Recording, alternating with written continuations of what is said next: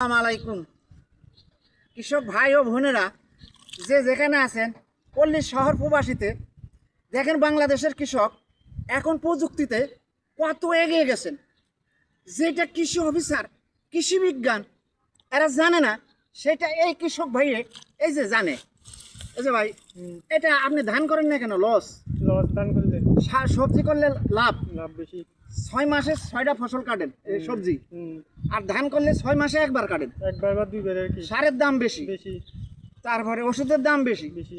এই যে সারটা এখন আপনি রোপণ করলেন না, আপনি ছিটিয়ে দিলেন, আপনি এটা একটা পদ্ধতি বের করছেন। এটা একটা নতুন পদ্ধতি আর কি, বা ওইটা রুপলে একটু খরচ বেশি হয় রুপলে। আপনি এখানে 2 ঘন্টায় এই পুরো 8 ঘন্টা জমিন আপনি এই বীজ লাগিয়ে লাইছেন। আর যদি রুইয়া দিতেন তাহলে এই অনেক সময় লাগতো, 5টা লোক লাগতো। একটা লোকের বেতন হলো 600 টাকা, 800 টাকা খাওয়ান লইয়া।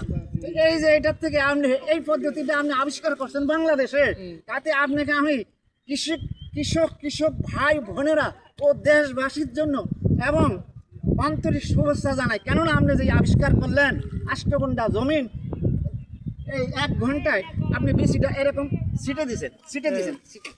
হ্যাঁ, এরকম ছিটে দিছেন। হ্যাঁ, এটা এখন শিকড় ধরে দেবো। শিকড় ধরে ওই জমিনও দেখেন হয়ে গেছে। হ্যাঁ, এটা শিকড় ধরে গেলে আপনি আবার এই একটু সিজ দিলে এবারে আবার কাটা শুরু করবেন। ওই পানি ফাইট দেওয়া আছে। হ্যাঁ, এটা আপনি আবিষ্কার করছেন প্রথম না, আরো অনেকেই করে, আমি না শুধু।